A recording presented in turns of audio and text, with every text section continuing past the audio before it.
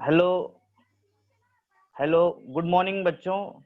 My self SK Dubey from new Mahim secondary school.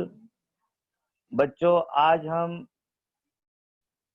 9वीं का science 2 पाठ 10 पढ़ेंगे। उसके लिए मैं आपको एक स्क्रीन शेयर कर रहा हूँ। उसमें हम लोग डिटेल में उस पाठ के बारे में और बहुत सारी जानकारियां वहाँ से हम पढ़ेंगे।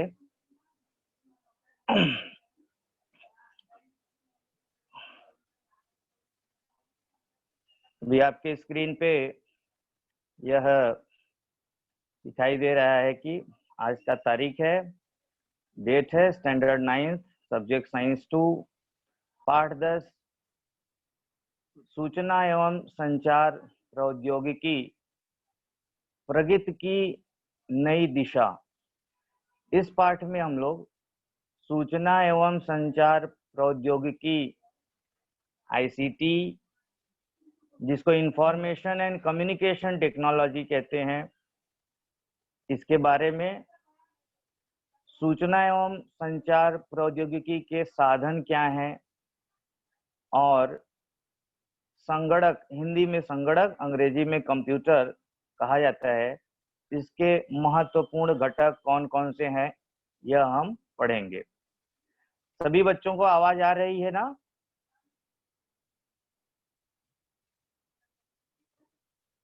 इस पाठ में और क्या क्या हम, ये आपका टेक्स्ट बुक का कवर पेज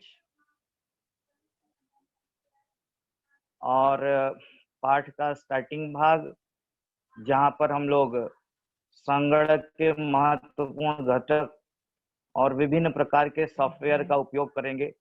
बच्चों आप कुछ एडिट मत करो, वहां से कोई भी बच्चा कुछ एडिट ना करे।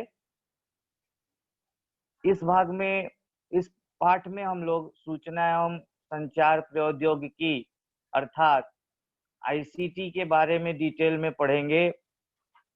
साथ साथ में और क्या है,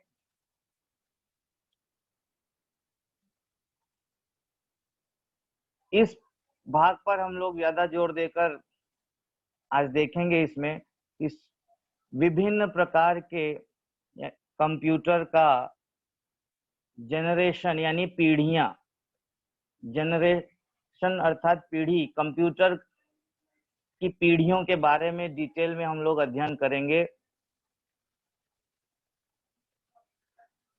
कोई बच्चा वहां से बेटा वो मत करो। यह कंप्यूटर के अलग अलग पार्ट्स आपको दिखाई दे रहे हैं, इस पर भी हम सभी डिटेल में चर्चा करेंगे। यहाँ पे संगणक के महत्वपूर्ण घटक, उसका मेमोरी, उसके अलग अलग प्रकार, उसका ऑपरेटिंग सिस्टम, उसमें क्या प्रोग्राम और डेटा, इन सब की जानकारी का अध्ययन किया जाएगा। और संगणक के और दो मुख्य घटक हैं, हार्डवेयर और सॉफ्टवेयर। तो इन सब जानकारियों पर हम लोग आज चर्चा करेंगे। बच्चों शुरुआत करते हैं कंप्यूटर की पीढ़ियों से। यहाँ पे आपको दो आकृति दिखाई दे रही है। पहली आकृति जो है, पहली आकृति यहाँ पे जो लेफ्ट साइड में दिख रही है आपको, यह कंप्यूटर का जो सबसे पहला पीढ़ी है वह है। और राइट साइड में जो दूसरा है वो आजकल का लेटेस्ट मॉडल है कंप्यूटर का। इसमें हम लोग कंप्यूटर की पहली पीढ़ी के बारे में थोड़ा जानकारी लेंगे।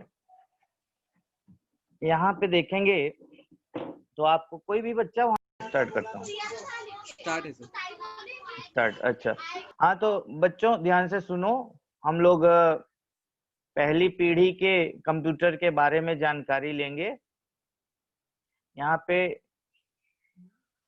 आपको आकृति में दिखाई दे रहा है कि पहली पीढ़ी का कंप्यूटर का समय है, आप अगर ध्यान दोगे तो 1942 से 1955, इस दरमियान जो भी कंप्यूटर यूज किया जाता था उसको पहली पीढ़ी का कंप्यूटर, इंग्लिश में फर्स्ट जनरेशन कंप्यूटर कहा जाता था। ये कंप्यूटर आकार में बहुत बड़े होते थे, बड़े-बड़े रूम के आकार के होते थे। इनमें बिजली की खपत बहुत अधिक मात्रा में होती थी और इनमें वैक्यूम ट्यूब का इस्तेमाल किया जाता था। अब इस वैक्यूम ट्यूब का इस्तेमाल किया जाने के कारण ये बहुत अत्यधिक गर्म हो जाते थे और इसलिए इनको ठंडा करने के लिए अब एसी यानी एयर कंडीशन का उपयोग किया जाता था। इनमें जो डेटा है या जो प्रोग्राम है उसको चलाने के लिए या स्टोर करने के लिए पंच कार्ड का इस्तेमाल किया जाता था। पंच कार्ड आप देखते होंगे कि इन दोनों बीच में जो लिखा भी है कंप्यूटर पंच कार्ड, उसका इस्तेमाल किया जाता था। ये आपको मैं जूम करके दिखा रहा हूँ। यह पंच कार्ड जो है डेटा को स्टोर करने के लिए किया जाता था। ये कंप्यूटर जो पहली पीढ़ी के हैं वह काफी स्लो चलते थे। इनकी स्पीड जो थी प्रोग्राम रन करने की काफी धीमी थी और इनकी स्टोरिंग कैपेसिटी भी बहुत कम थी।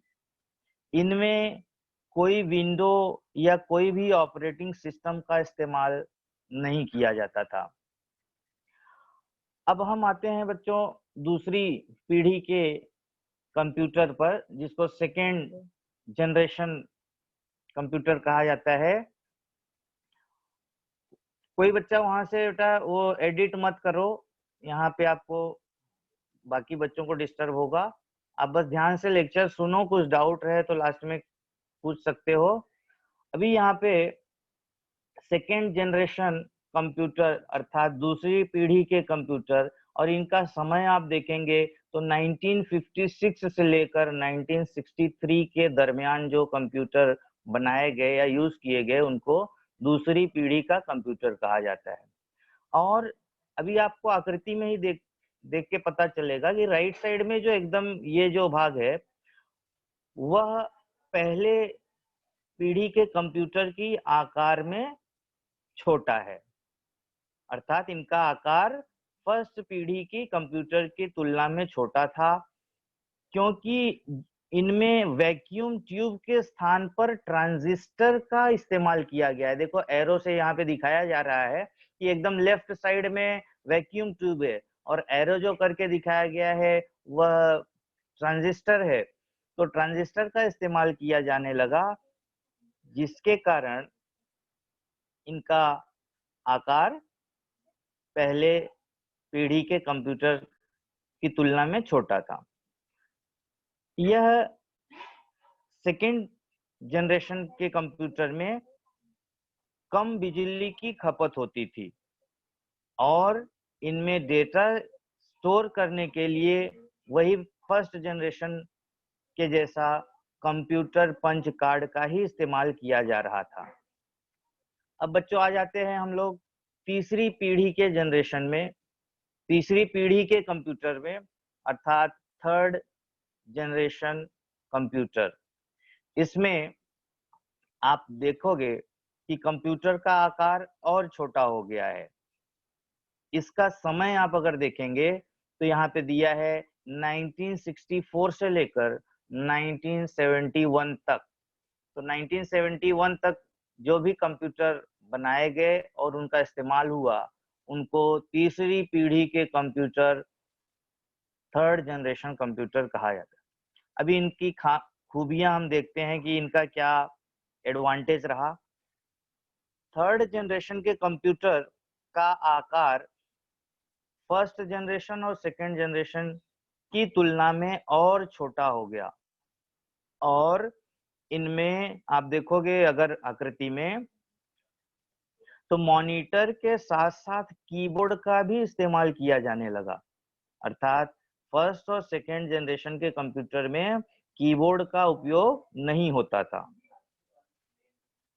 तो इनका आकार छोटा हो गया, साथ साथ में मॉनिटर के साथ कीबोर्ड का यूज होने लगा। लेकिन अभी तक थर्ड जनरेशन के कंप्यूटर में माउस का कोई यूज नहीं हो रहा था, यानी केवल मॉनिटर और कीबोर्ड का ही इस्तेमाल किया जा रहा था तीसरी पीढ़ी के कंप्यूटर में। और एक पॉइंट है इसमें कि अगर आप देखोगे ध्यान से तो लेफ्ट साइड में जो ट्रांजिस्टर लिखा है, तो पहले और सेकंड, पहले में वैक्यूम ट्यूब का इस्तेमाल होता था, दूसरे में ट्रांजिस्टर का इस्तेमाल होने लगा, और तीसरी पीढ़ी के कंप्यूटर में ट्रांजिस्टर के स्थान पर आईसी, आईसी का फुल फॉर्म है, आईसी का फुल फॉर्म है इंटीग्रेटेड सर्किट। यहाँ पे आप देख सकते हो यह इंटीग्रेटेड सर्किट है, और यह ट्रांजिस्टर है, यह मॉनिटर, और ये कीबोर्ड।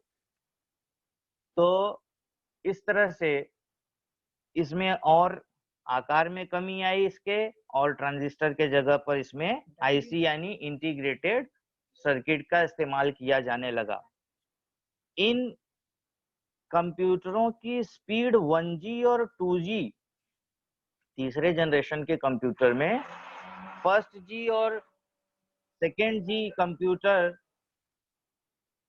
से इनका स्पीड ज्यादा था, तथा स्पीड इनका माइक्रो सेकेंड से नैनो सेकेंड तक पहुंच गया था। अर्थात 1G और 2G के जो कंप्यूटर थे, 1G का मतलब है फर्स्ट जनरेशन, 2G यानी सेकेंड जनरेशन, तो 1G और 2G जनरेशन के जो भी कंप्यूटर थे उनमें जो स्पीड थी वह माइक्रो सेकेंड में मापी जाती थी, जबकि थर्ड जनरेशन में इनका स्पीड इतना बढ़ गया कि यह नैनो स्पीड तक पहुंच गया।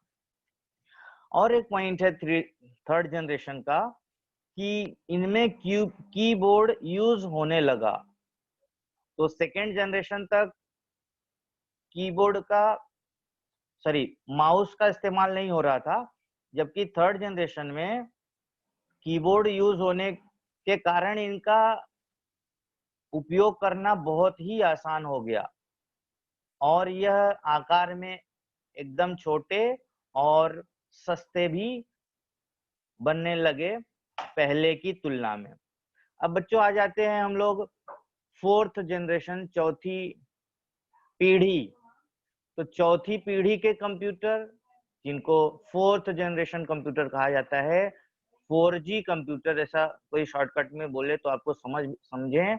और इनका पीरियड देखोगे, समय देखोगे, तो यह जो है 1971 से लेकर 1971 से लेकर आज तक, मीन्स टिल प्रेजेंट तक, ये कंप्यूटर माने जाते हैं फोर्थ जनरेशन के। और इनमें अगर आप देखोगे तो आपको दिखाई दे रहा है राइट साइड में एकदम कि यह है मॉनिटर, ये है कीबोर्ड, और इसके साथ साथ देखोगे ये माउस का भी इस्तेमाल होने लगा। और एक इसमें खास बात कि आईसी के जगह पर इसमें माइक्रो प्रोसेसर का इस्तेमाल किया जाने लगा। यह पहली बार हुआ कि फोर्थ जनरेशन कंप्यूटर में आईसी यानी इंटीग्रेटेड सर्किट के स्थान पर माइक्रो प्रोसेसर का यूज होने लगा। अब बच्चों हम इसमें और इसके कुछ पॉइंट देखते हैं। कोई भी बच्चा वहां से एडिट ना करे, यहाँ पे पूरा डायग्राम डिस्टर्ब हो रहा है बेटा, आप लोग मस्ती नहीं करो, ध्यान से समझने की कोशिश करो, आपके लिए ही है वीडियो। अभी इसमें इसके और कुछ पॉइंट हम देखते हैं कि फोर्थ जनरेशन कंप्यूटर के और क्या इनमें सुधार हुआ। एक तो इनके आकार बहुत छोटे, मॉनिटर कीबोर्ड के साथ साथ इनमें माउस का भी इस्तेमाल होने लगा। इनमें आईसी के स्थान पर माइक्रो प्रोसेसर, अर्थात जिसे हम सीपीयू का फुल फॉर्म है सेंट्रल प्रोसेसिंग यूनिट, इनका इस्तेमाल किया जाने लगा। इनकी स्पीड बहुत ज्यादा बढ़ गई पहले की तुलना में कैलकुलेशन करने के लिए, और इनमें हाई स्पीड वाले नेटवर्क जैसे कि लैन, मैन, वैन। अभी लैन, मैन, वैन हम लोग डिटेल में देखेंगे जस्ट इसके बाद वो क्या होता है। तो लैन, मैन, वैन इनका इस्तेमाल होने के कारण इनकी स्पीड काफी बढ़ गई। पहली बार 4G में MS DOS का फुल फॉर्म होगा कि माइक्रोसॉफ्ट डिस्क ऑपरेटिंग सिस्टम, इनका इस्तेमाल किया जाने लगा और धीरे धीरे MS DOS का विकास आज के डेट में MS विंडो के रूप में किया जाता है। इनमें प्रोग्रामिंग की भाषा आज के डेट में सी लैंग्वेज के रूप में की जाती है, C++, इस तरह से। और ये ऐसे एडवांस कंप्यूटर हो गए कि इनमें म्यूजिक, इंटरनेट, ग्राफिक इत्यादि का भी उपयोग किया जाने लगा। ये कंप्यूटर जो 4th जनरेशन के हैं, इनका इस्तेमाल हर स्थान पर, हर जगह पर किया जाने लगा, चाहे वह ऑफिस हो, स्कूल हो, कॉलेज हो, रेलवे हो, अर्थात कोई भी ऐसा स्थान नहीं जहां पर इनका उपयोग न होता हो। और बच्चों आ जाते हैं आखिरी पीढ़ी, कंप्यूटर की आखिरी पीढ़ी 5th जनरेशन। और इसका समय आप देखोगे कि आज से आगे जो फ्यूचर होगा इस कंप्यूटर का, उसको 5वीं पीढ़ी का कंप्यूटर अर्थात 5th जनरेशन कंप्यूटर कहा जाता है। इनकी खास बात देखते हैं कि इनका विकास अभी कंटिन्यू है, यानी इनमें बहुत सारी खूबियां, बहुत सारे डेवलपमेंट जारी हैं। और इनमें आई का मतलब है आर्टिफिशियल इंटेलिजेंस का इस्तेमाल किया जा रहा है। अभी आई का कुछ उदाहरण देखते हैं, जैसे कि गूगल असिस्टेंस, एलेक्सा, कॉर्नेटा, ये सब जो हैं आर्टिफिशियल इंटेलिजेंस के अंतर्गत आते हैं। और यही 5th जनरेशन के कंप्यूटर को भविष्य का कंप्यूटर कहा जाता है। अर्थात जो आगे, आज से अभी जो कंप्यूटर यूज हो रहा है और आगे जो होंगे और उनमें बहुत सारी खासियत डेवलपमेंट होंगे, ऐसे कंप्यूटर को भविष्य का कंप्यूटर अर्थात 5th जनरेशन का कंप्यूटर कहा जाता है। अभी मैंने चर्चा किया था 4th जनरेशन में लैन, मैन, वैन, ये सब आपको जो प्रोग्राम है, सॉफ्टवेयर है, उसकी स्पीड बढ़ाने के लिए, नेट कनेक्शन करने के लिए। अब तीनों में क्या फर्क है देखते हैं। लैन का फुल फॉर्म है, लैन का फुल फॉर्म है अगर आप देखोगे तो लोकल एरिया नेटवर्क, मैन का मेट्रोपॉलिटन एरिया नेटवर्क, जबकि वैन का वाइड एरिया नेटवर्क है। लैन, मैन, वैन इनका इस्तेमाल कहाँ होता है, यूज कहाँ होता है, वो देखेंगे। लैन जो है एक पर्टिकुलर बिल्डिंग या कोई ऑफिस है, कोई या स्कूल है, घर है, यानी एक ही बिल्डिंग में इसका इस्तेमाल किया जाता है। इसका रेंज जो है ज्यादा से ज्यादा 1000 मीटर तक होगा, 10 मीटर से लेके 1000 मीटर तक इसका रेंज होता है इसके नेटवर्क का।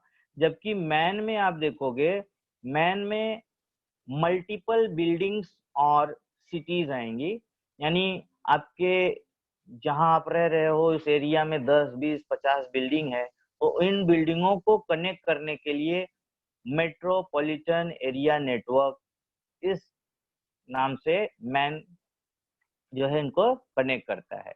इनका जो रेंज है, नेटवर्क रेंज है 5 किलोमीटर से लेकर 50 किलोमीटर तक होता है। देखेंगे आप लैन से ज्यादा रेंज नेटवर्क का मैन में है। और तीसरा अगर आप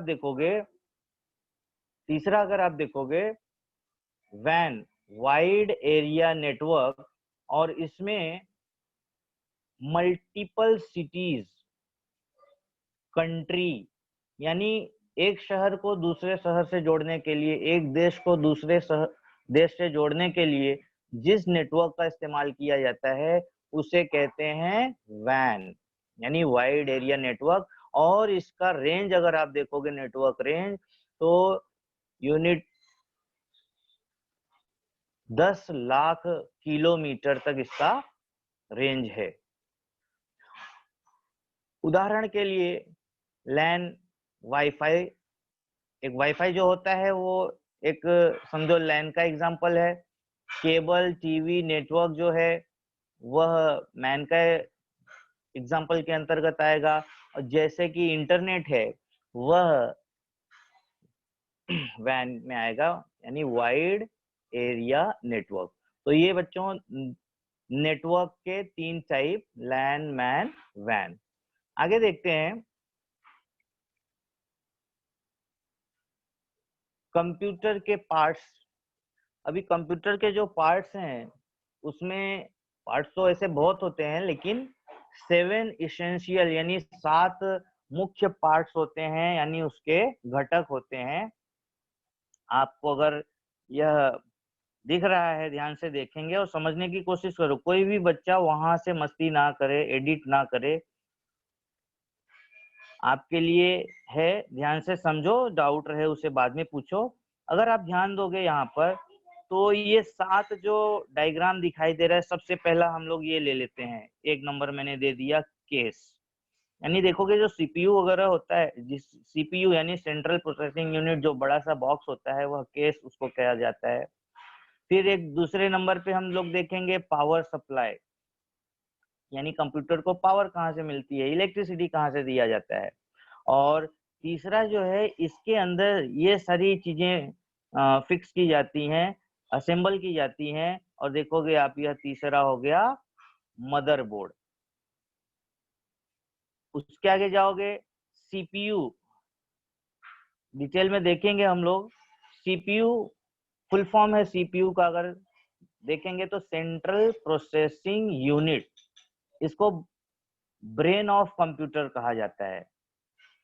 जैसे हमारी शरीर में मस्तिष्क का बहुत ही इंपॉर्टेंट रोल होता है कि हमें क्या करना है, कैसे बैठना उठना खेलना कूदना, तो वह कौन डिसाइड करता है, हमारा मस्तिष्क। उसी तरह से कंप्यूटर में जो कुछ कार्य होते हैं उसको कंट्रोल करने वाला यह सीपीयू होता है, सेंट्रल प्रोसेसिंग यूनिट। 5वें नंबर पे आ जाते हैं रैम। यह मेमोरी के टाइप है, आगे और हम लोग डिटेल में देखेंगे, इसलिए बस नाम बता दे रहा हूँ। मेमोरी 2 टाइप का होता है, रैम रोम, वो आगे है जो कि हम लोग डिटेल में देखेंगे। अगला आता है 6 नंबर पे हार्ड डिस्क, और आजकल 7th है, इस्तेमाल किया जाता है जैसे ग्राफिक कार्ड। इसके बाद देखते हैं बच्चों, ये आपको अगर ध्यान से देखें तो कंप्यूटर का एक पूरा सिस्टम, हार्डवेयर का सिस्टम आपको डिटेल में दिखाई देगा। अगर ध्यान से देखोगे तो यह मॉनिटर,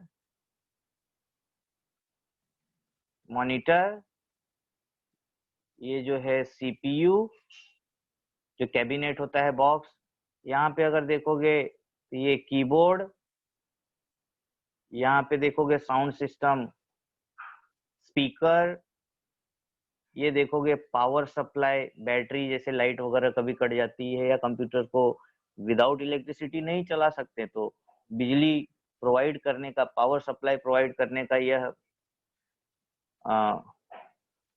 उसका पार्ट। ईयरफोन, और भी इस तरह से बहुत सारे, माउस, इस तरह से बहुत सारे पार्ट्स होते हैं। तो जिन पार्ट्स को, अभी कंप्यूटर के 2 मुख्य पार्ट होते हैं, सभी को पता होगा। अभी आप 9th में पढ़ रहे हैं तो कम से कम कंप्यूटर के पार्ट्स के बारे में तो जानकारी होगी। 2 मुख्य पार्ट होते हैं, हार्डवेयर और सॉफ्टवेयर। हार्डवेयर और सॉफ्टवेयर, अभी दोनों में मैं अंतर बता देता हूँ। हार्डवेयर का मतलब है जिसे हम टच कर सकें, देख सकें, इन पार्ट्स को हार्डवेयर कहा जाता है, जो कि आपके सामने यहाँ पे दिख रहा है। अगला हम लोग देखते हैं इनके बारे में थोड़ा डिटेल में जानकारी कि जनरली सभी computer size, processing speed, storage capacity के हिसाब से अलग अलग प्रकार के होते हैं। इनमें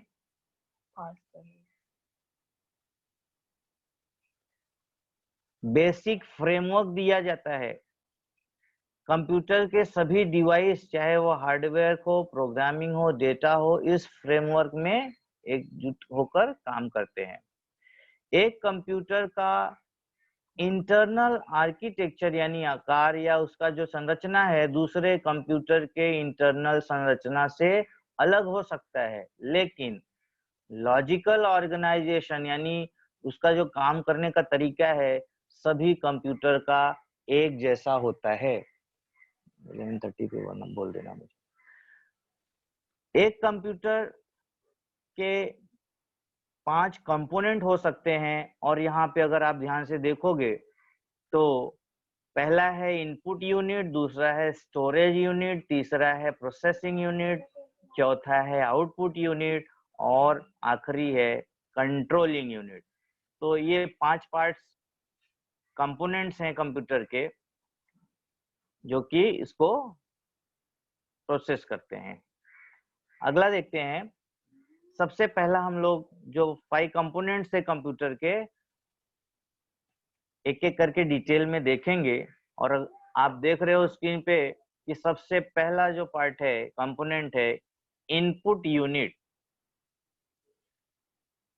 इनपुट यूनिट वो यूनिट होती है जिनकी मदद से हम अपने डेटा या निर्देशों को कंप्यूटर में इनपुट करा सकते हैं, यानी कमांड दे सकते हैं। कंप्यूटर में कई प्रकार के इनपुट डिवाइसेस होती हैं और ये डिवाइस कंप्यूटर के मस्तिष्क को निर्देशित करते हैं। इनपुट डिवाइस कई प्रकार के उपलब्ध हैं। इनपुट डिवाइस का अपना काम होता है, जैसे अगर किसी यूजर को टाइपिंग का काम करना होता है तो वह कीबोर्ड का इस्तेमाल करेगा या माउस का इस्तेमाल करेगा, इस तरह से। तो ये सारी इनपुट डिवाइसेस में आएंगे। दूसरा कंपोनेंट हम लोग देखेंगे अगर, तो यहाँ पे है आउटपुट यूनिट। अभी आउटपुट यूनिट कैसे क्या है और उसके क्या एग्जांपल्स हैं देखेंगे। आउटपुट यूनिट वो यूनिट है जिनकी मदद से हम कंप्यूटर से डेटा या उसके इंफॉर्मेशन या उससे रिजल्ट प्राप्त कर सकते हैं। इसके लिए हम प्रिंटर या मॉनिटर की सहायता से आउटपुट रिजल्ट पा सकते हैं। कंप्यूटर में कई प्रकार की आउटपुट डिवाइसेस होती हैं जिनका काम कंप्यूटर में से डेटा या इंफॉर्मेशन या उसके रिजल्ट को जो यूज कर रहा है उसको दिखाना। दी आउटपुट डिवाइसेस विभिन्न प्रकार के उपलब्ध हैं और उनका अलग अलग काम भी है। अगर यूजर को गाना सुनना है तो वह स्पीकर लगा के सुनेगा, और भी उसको स्क्रीन पर कुछ दिखना है तो मॉनिटर पे देख लेगा। तो यह सारी क्या है, ये सभी चीजें क्या है, आउटपुट यूनिट के अंतर्गत आएंगी। अगला आउटपुट यूनिट और के नाम monitor, printer, plotter, projector, sound speaker, ये सब आउटपुट यानी जो भी हम कंप्यूटर को कमांड देते हैं वो हम तक इन डिवाइसेस के माध्यम से आता है। अगला देखेंगे स्टोरेज यूनिट। बेटा वहां से कोई कुछ करो मत, अक्षय यादव और कोई भी बच्चे कुछ भी वहां से डिस्टर्ब मत करो। एडिट कर रहे हो, ध्यान से समझने की कोशिश करो। अभी स्टोरेज यूनिट में अगर आप देखोगे तो कंप्यूटर की वो यूनिट जो इनपुट डिवाइस के द्वारा दिया गया डेटा और निर्देशों को स्टोर करके रखता है, उसको स्टोरेज यूनिट कहा जाता है।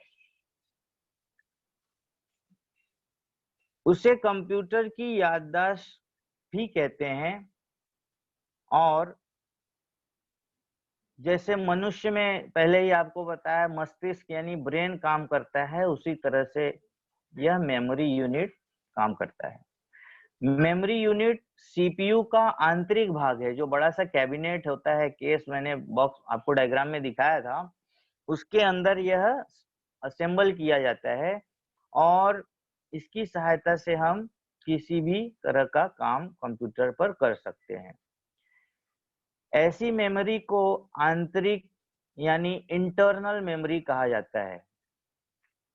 तो देखोगे दो तरह के स्टोरेज यूनिट होते हैं, प्राइमरी मेमोरी और सेकेंडरी मेमोरी। अभी सभी बच्चे जानते हैं कि अलग अलग टाइप के मोबाइल और उनका इंटरनल जैसे 2 GB 4 GB मेमोरी, और बाहर से हम लोग अलग से मेमोरी कार्ड वगैरह डाल के पेन ड्राइव से कनेक्ट कर सकते हैं, वह एक्सटर्नल मेमोरी हो गई। अभी प्राइमरी मेमोरी जो है, देखेंगे कि प्राइमरी मेमोरी को कंप्यूटर में मेमोरी भी कहा जाता है, इन मेमोरी। और इस मेमोरी के अंदर वो डेटा स्टोर होता है जिस पर सीपीयू वर्क कर रहा होता है। प्राइमरी मेमोरी डेटा को टेम्पररी स्टोर करता है, यानी इसमें परमानेंट स्टोर नहीं किया जा सकता, हमेशा के लिए नहीं स्टोर किया जा सकता। जैसे ही हम कंप्यूटर को बंद करते हैं, यह डेटा डिलीट हो जाता है। एग्जाम्पल की रैम, रैम का फुल फॉर्म है रैंडम एक्सेस मेमोरी। अगला देखते हैं,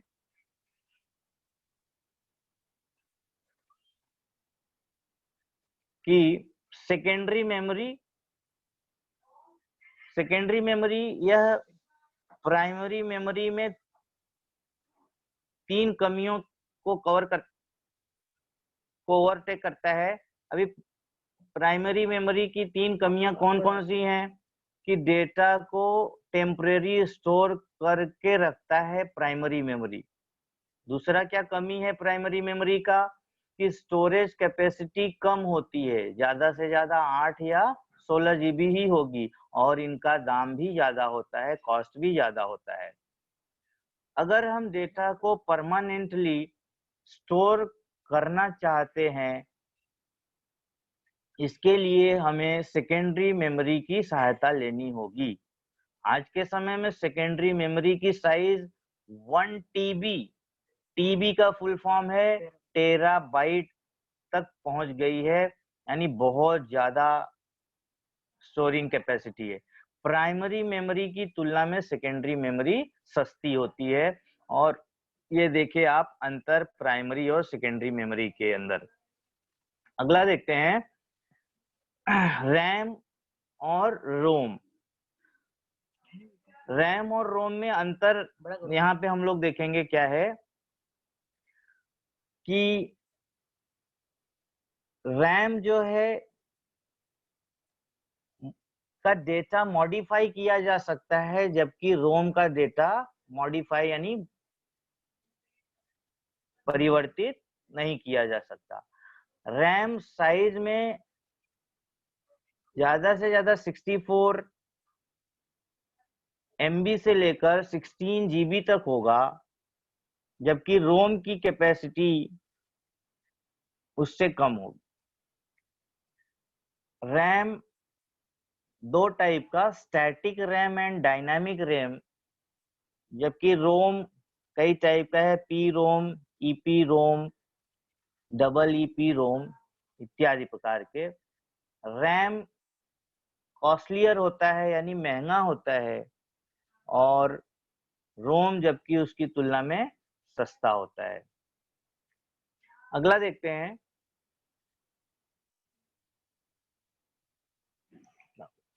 5 मिनट और।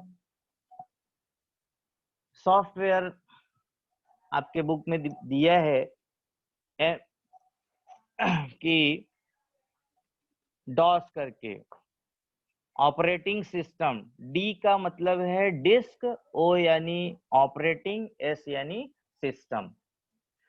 तो कंप्यूटर को ऑपरेट करने वाले सिस्टम को ऑपरेटिंग सिस्टम कहा जाता है। उसको एमएस डॉस पहले इस्तेमाल होता था, आज के डेट में एमएस विंडो आ गया है, माइक्रोसॉफ्ट विंडो।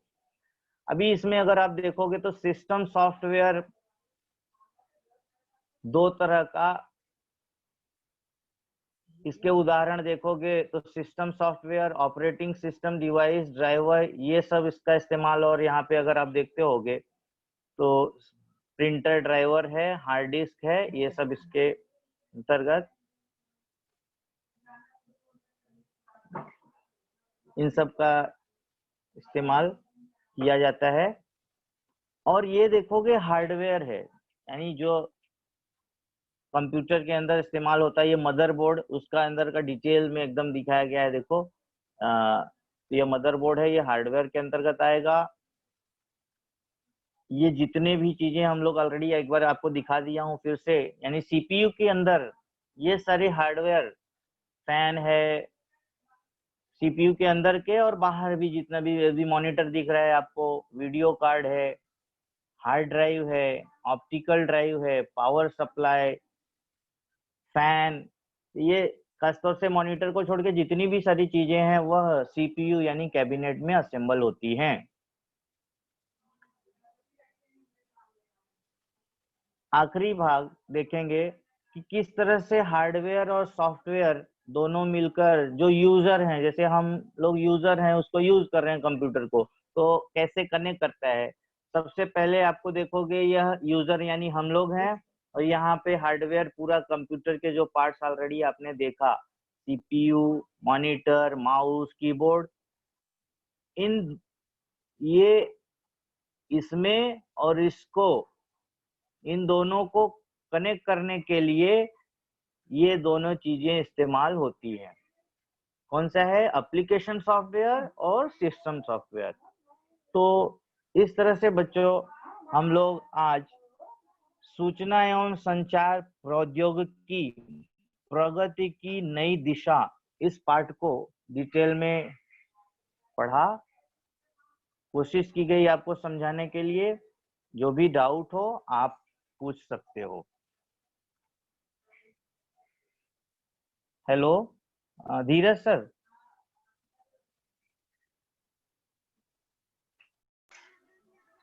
हेलो बच्चों, ये अपना टॉपिक जो है साइंस 2 पार्ट 10 सूचना एवं संचार प्रौद्योगिकी कंप्लीट पूरा भी नहीं हुआ है। जहां तक हार्डवेयर सॉफ्टवेयर तक मैंने कंप्लीट कर दिया है। यदि आपको किसी को इससे रिलेटेड कुछ डाउट है तो वह पूछ सकता है, नहीं तो नेक्स्ट लेक्चर में आगे का पढ़ाया जाएगा। Any student have doubt, you are free to ask question. किसी बच्चे को कुछ भी डाउट है वह पूछ सकता है। यस बेटा, अक्षय यादव बोलो।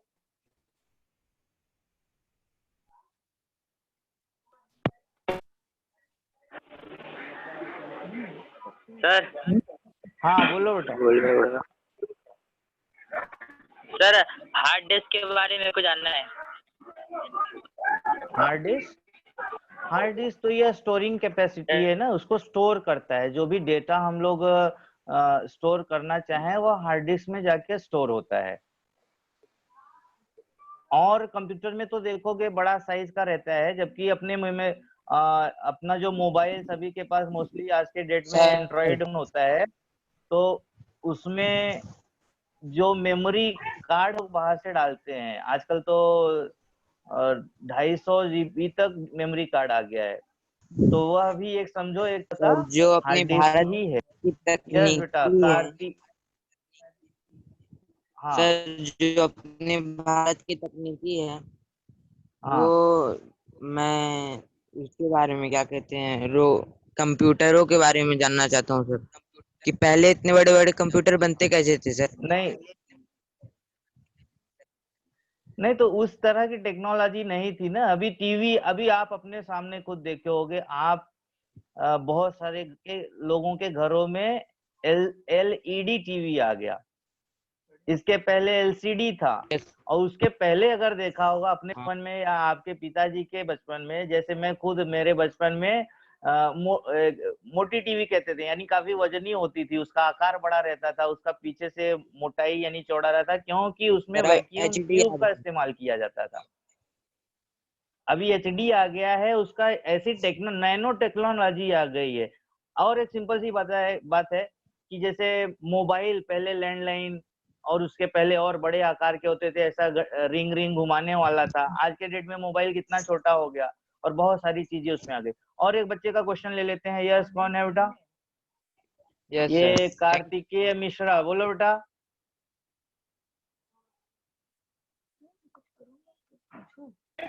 Kartikeya, sir good morning sir. Good morning बेटा, बोलो।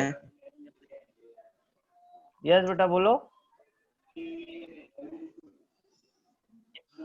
कार्तिकेय बोलो। सर आवाज नहीं आ रही है।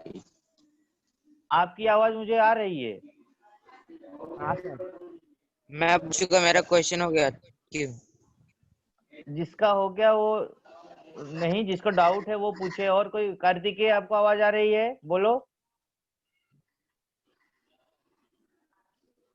हेलो। और दूसरा कोई, कौन, किसको कुछ डाउट है पूछ सकता है। क्वेश्चन वाला कहाँ जाएगा? और किसी बच्चों को नहीं डाउट है? डाउट हो तो पूछो, नहीं तो फिर हम लोग नेक्स्ट टाइम जो भी नेक्स्ट लेक्चर होगा उसको कंटिन्यू करते हैं। धीरज सर, हेलो। हाँ, अनुरोध बोलो, क्या डाउट है आपको? हेलो अनुरोध बेटा, आपको आवाज आ रही है?